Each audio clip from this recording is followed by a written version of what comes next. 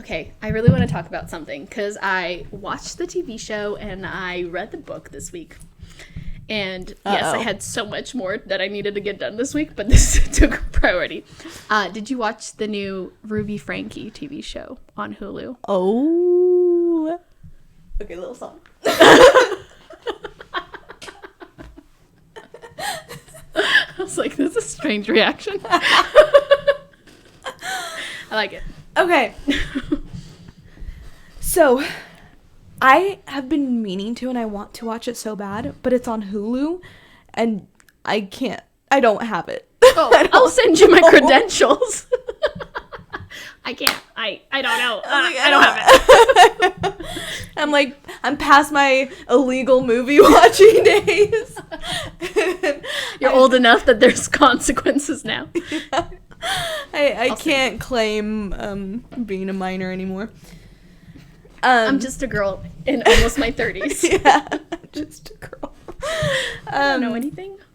Yeah, no, I really want to watch it, and I feel like I have almost watched the whole thing just off of like clips from TikTok. That's fair. It's only 3 episodes. I think it's like oh really? It might be an hour each or something. I am not sure. No, I definitely want to watch it, but tell me what are your thoughts? I have thoughts, even though I haven't watched it. I mean, it's been going around forever. Right. And it happened so close to us, too. Right. I mean, we know that culture really well. We grew up Mormon, so we know. Yes. We've been knowing. I mean, it's not completely reflective of the religion. I think it's people taking it way too far. Mm-hmm. But, which I have thoughts on that, too. I'll elaborate later. But, yeah, it's just so interesting because it happened so close. I mean, between St. George and Provo, I feel like it's our territory, basically. Yeah. We've gone to those places so much. Yeah. And it's just so sad. And it's also interesting. I don't even know if I've told you this, but Kevin Franke was Josh's professor at BYU for wow. 2 different classes. Did you know that? No, I didn't even know he was a professor at BYU. He was, yeah, for what did engineering. He teach? Oh. Yeah. Interesting. I know. And it's funny because I was pregnant with Luca, I think, and Josh had this class that was basically like a seminar type of thing or whatever. They would bring in speakers and whatnot, but the professor was sometimes annoying about wanting everyone to be there in person, but a lot of the times our doctor's appointment would fall on that day. I think it was like a Friday or Thursday, I can't remember anymore. Anyway. Don't you just hate it when teachers want you there? No, but it was like still around, this was like 2021. It was like they were still like doing COVID. Yeah, they were still doing like hybrid situations where you could zoom in or whatever, and he kind of allowed that exception for Josh a bit, like, and it wasn't every time. It was like once a month or once every couple months or something. But Josh would always say how like professor was kind of unhinged and he would like scream at the students a lot. Yeah. And then we were talking about it once the news came out. And I saw that he was a professor at BYU for engineering, what Josh studied. And I'm like, do you know this guy? And he's like, oh my gosh, it was that dude. Wow. Which is kind of interesting. I mean, he probably had a lot going on in his life at the time. Yeah. I don't know if this was around the time he was being, like, excluded from his family, or if this was just, like, dealing with home life with that Jody person. But kind of crazy connections there, which is kind of interesting. But yeah, I was just really shocked. It's just so sad. I guess that's like the biggest thing about it, which we don't do sad very much, but I wanted to talk about it because it's crazy. Yeah. And it's close to home, so it's interesting. No, it really is just so like fascinating, at least from what I've seen. Like I said, I haven't seen like the whole thing, but she started off as a fairly normal, like good mom. Mm-hmm. And then she kind of like lost her marbles along the way, slowly. Right? Am I wrong about that? No, I'm not sure. I think you're right. I mean, I think it was definitely, I don't know. When I read the book that her daughter put out. I forget what it's called now. The House to My Mother. Really interesting story. I mean, it sounds like she's always been like, she always had like abusive tendencies, and I can like elaborate on that more too. Without like spoiling the book or she was always like somewhat physically like aggressive, verbally abusive, and right? Kind of manipulative. Yeah.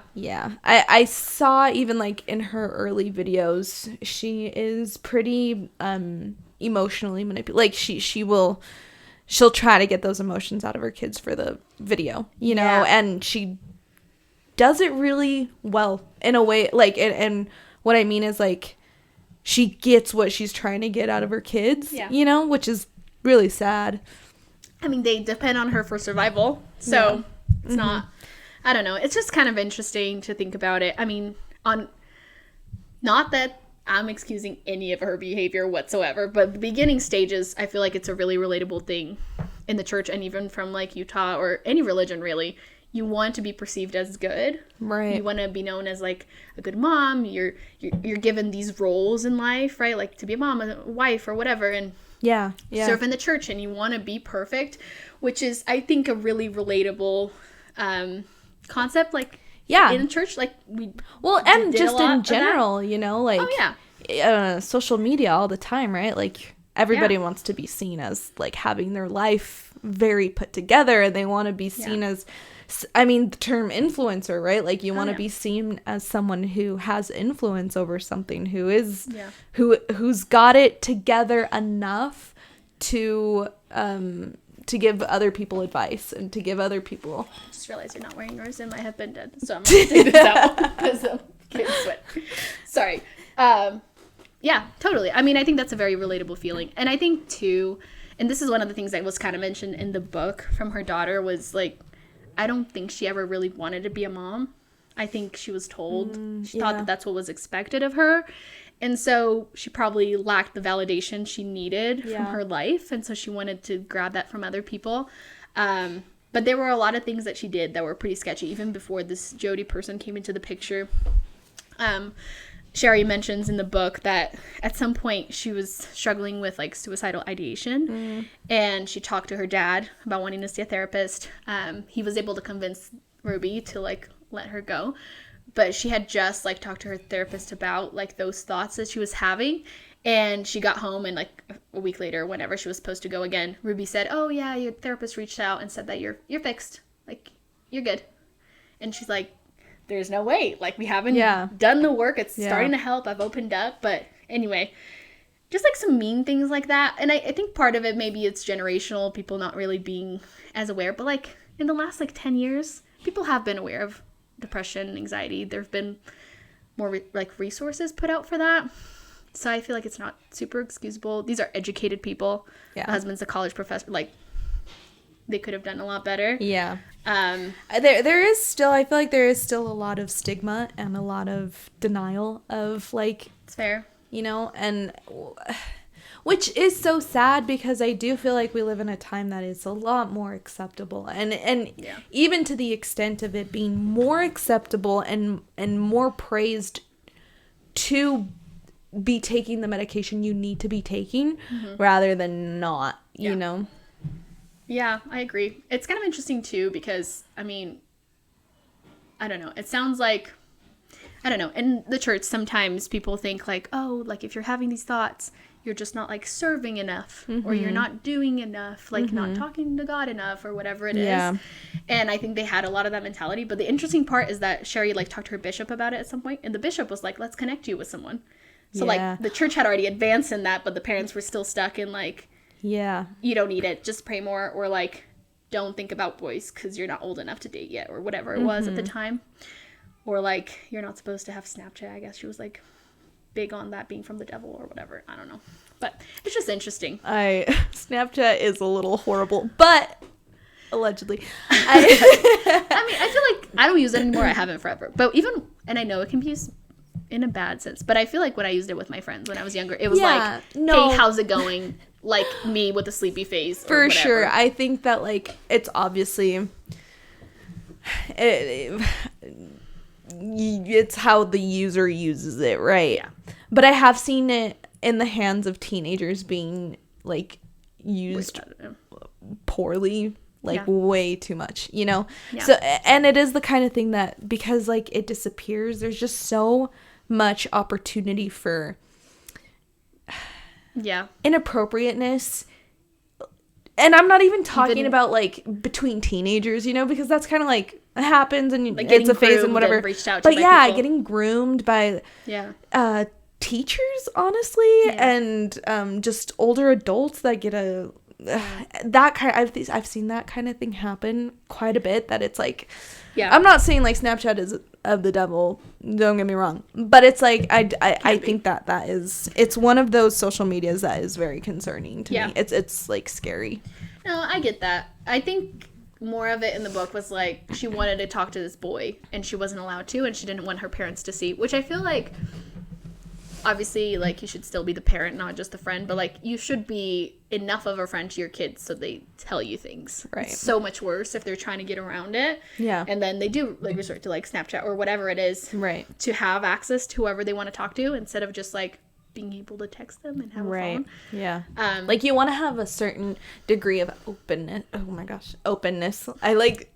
My volume just like went down as I was talking. That was weird.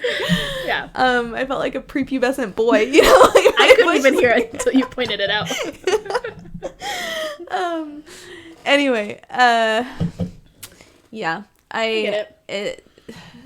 I don't even remember what I was saying. Yeah. Well, I agree. I think you do have to talk to your kids and like not be, I don't know, I feel like it never works, right? Like thinking back on, I mean, even my parents were pretty strict and they've like gotten better with that, but seeing all the people we grew up with, a lot of their parents were probably even more strict, and they're crazier now than they could have ever been because they never knew freedom until they were 30.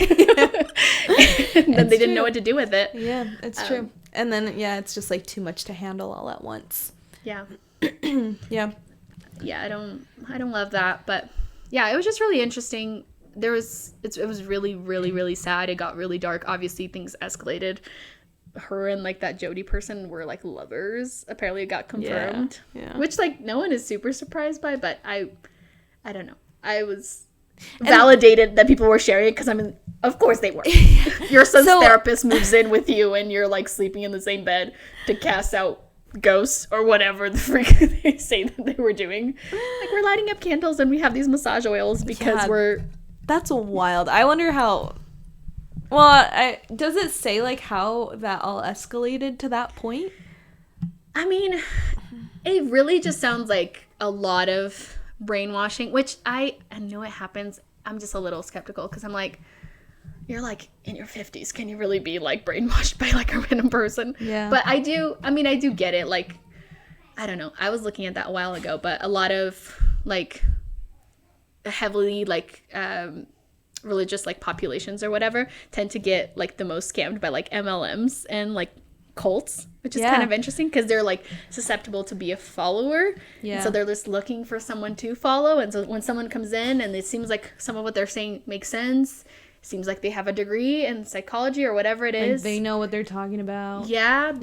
And I mean, at first, like for some of the clips they show, like it's not crazy what she's saying. She's like, oh, like love is about giving and lust is about taking. And it's like, okay, that makes sense. Like, I get that. So you want to be a giver and whatever and not worry about where you're getting out of it. Some of it is not insane, but then it slowly escalates to like, let's beat up your children and starve them, which is like, how did we get there? Right. It's crazy. It seems like Ruby also had some mental health 100%. struggles, right? Like, and allegedly. And she wasn't being medicated, right? Or does it say that she was? It's not confirmed. It doesn't say that, but I mean, I think it's heavily implied in the book and in the TV show that, I mean, she was off her walk. And like, it's interesting too, because even some of the phone calls that she made in the prison after she got arrested, she like still wasn't aware that she did anything wrong. Yeah.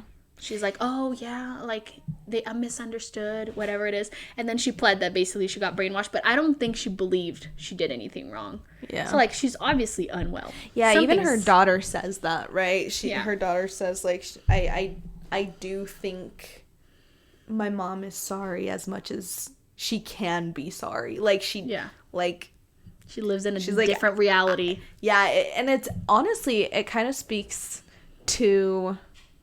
what's her name? The daughter? Sherry.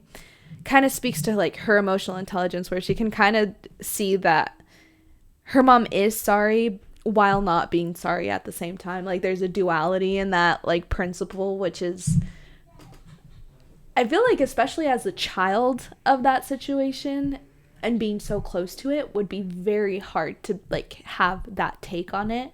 You kind of only see. Yeah. But she, yeah. I think she's done a lot of therapy. She seems very, like, I mean, as much as she can be, like, kind of removed from the situation. She doesn't refer to them as, like, mom and dad anymore. Right. She calls her Ruby. Is very like, distant. Analytical and distant when she talks about it, which, like, you have to be. You have to get in a space where, like... Yeah, no, I respect her a ton for the work that she's done on herself. And it seems like she's always been very protective of her siblings as well. Yeah. From what I've seen. But... Yeah, I've seen the same. I mean, she was the first one reporting on it. Like, the neighbors kind of contacted her throughout the process to try to get the kids help, which that's another part that's crazy to me. Like, how, like, the government couldn't do anything about it. She was leaving the kids, like, fine. I think one of them was, like, I'm just making it up, like 13 or 15 or something. Like, they were still young, but she just left them for like a week at a time without like food or any resources. I feel like that's nuts. Like, how is that allowed? Yeah. Like, they're a minor, and I get like when you're 14, 15, maybe you can walk to school or whatever it is, but like being home alone for several days, no one's making sure that you're eating, that you're sleeping, that you're doing all the things that you need to do. And then she pulled them out of school, which I also thought was illegal. I don't know, up until high school or something. There's like, honestly, there's just like so, the system is just clogged with families in that same situation, which is honestly very sad, because that's like not an uncommon thing. And for the government to be able to do anything, a lot has to be happening. Also because... And there's been studies that show that there's I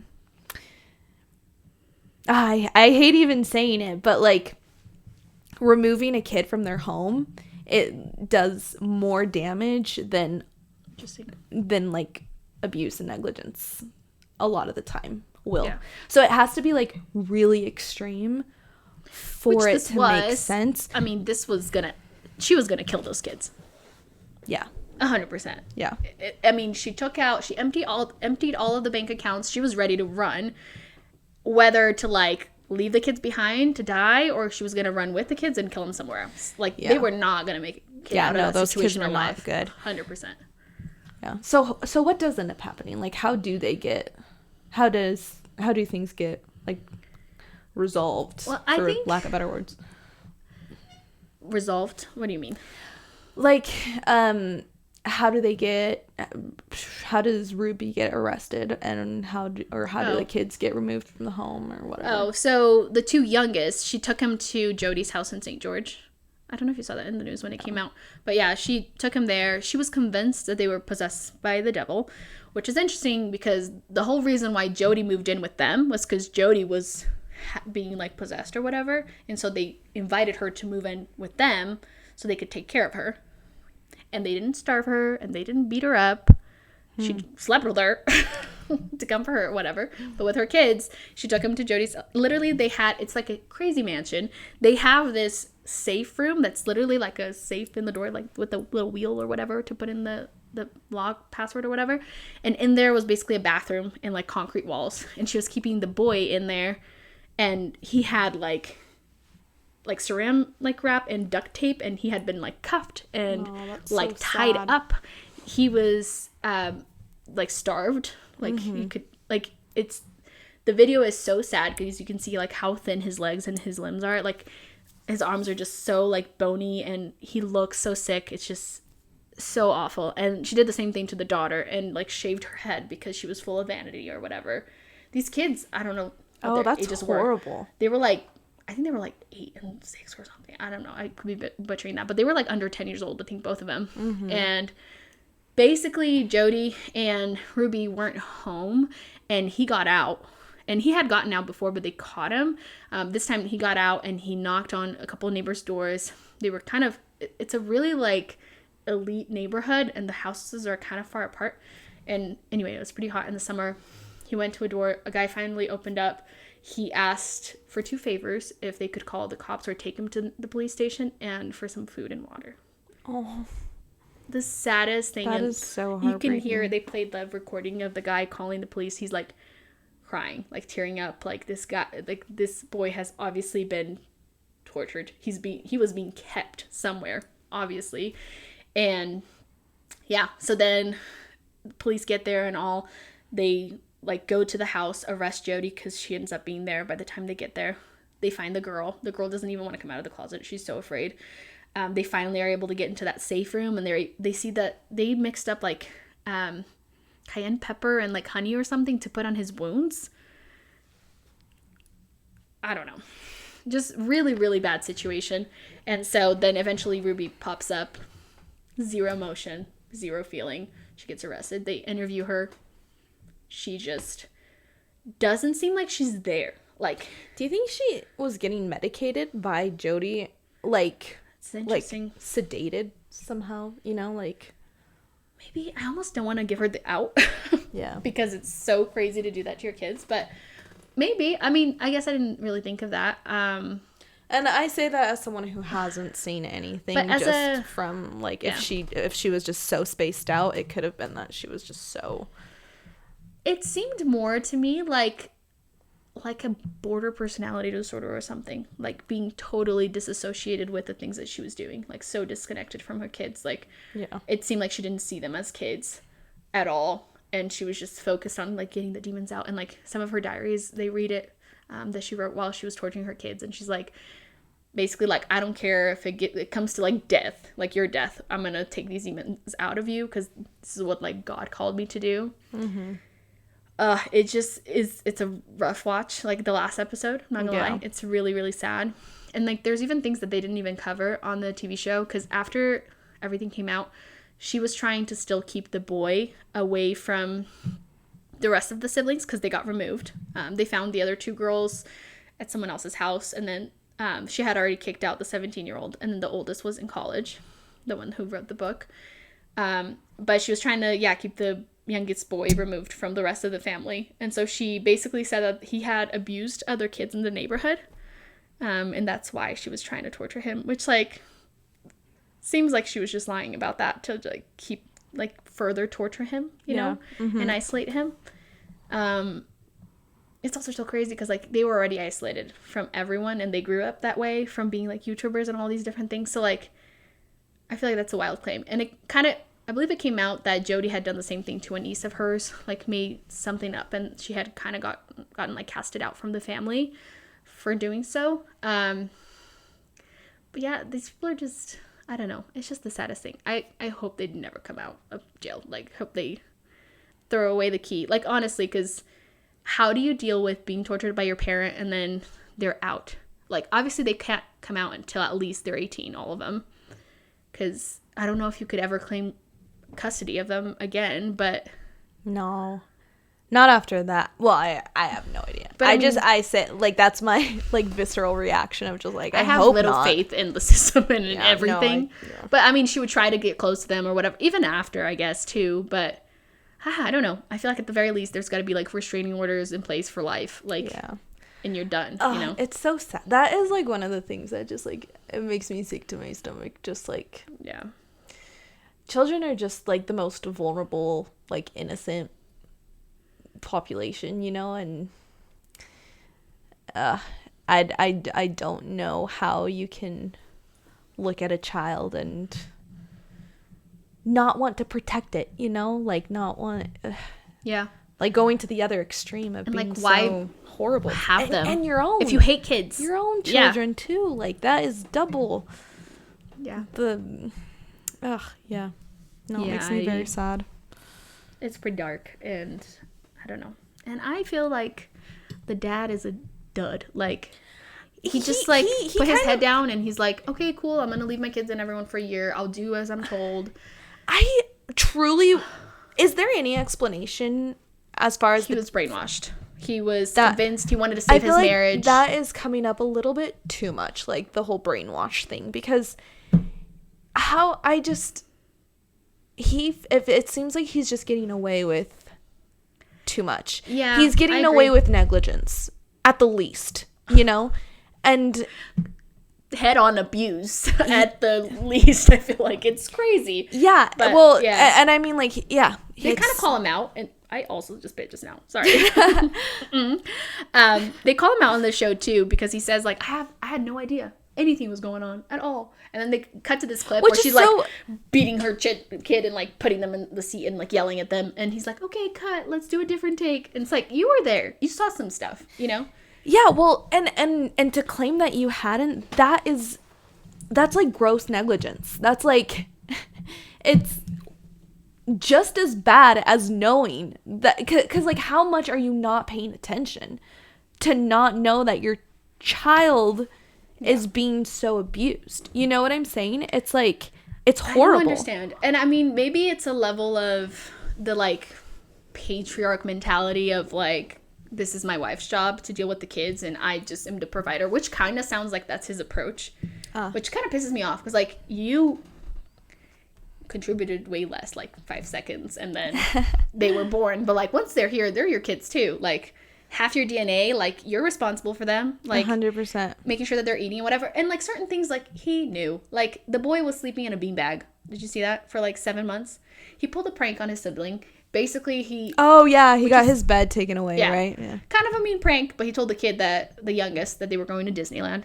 Woke him up in the middle of the night, had him pack a bag, and then as soon as he's like out the door with his sunglasses on, he's like, "Psych, we're not going." Which like kind of rude. The kid started crying. He lost his bed for like 7 or 8 months. How does the punishment fit the crime? Yeah, like that's nuts. That's nuts. Like, you have so much money, buy the other kid a Disney pass, go with them. The other one doesn't get to go. Whatever. You know what I mean? Like, yeah.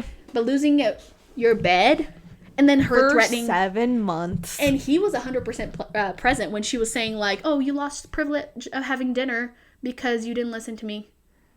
He was present for that. Yeah. That's crazy. Like, you brought. This pisses me off to, like, a whole new level. It's like, you had this kid, giving them shelter, giving them food, having a safe environment for them. Like, these are not negotiable things. These are not, like, things they use as a punishment.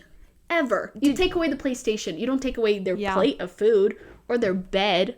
Did you see how, I saw a clip of how he and Ruby started dating. No, I saw that. How, like, she had a chart. It gets worse. In the book, they were dating. They're with this group of people watching a movie. She's holding his hand under the blanket and he's all like excited about it or whatever. He looks over, she's holding hands with another dude under the blanket too. She was a hoe. That should have been your first red flag. That was a huge red flag. No. You might as well be triple kissing, like, well, it seems like he was just so obsessed with like having her. Which, psychotic. Why? They got engaged after 2 weeks, which is like standard for Utah. Unfortunately, very common in these parts. But I mean, this should be the next cautionary tale. Like, actually get to know the person that you're having babies with, because maybe they're totally psycho. Yeah, and you would hope that like once you realize they're psycho, you do something about it rather than just leaving your kids to be taken care of by them. Sounds like you're combining. I know. I needed a reboot there for a second. It's like you're the one drinking the energy drink. Anyway, okay, that was a very depressing episode, but I know. This stays between us. Bye.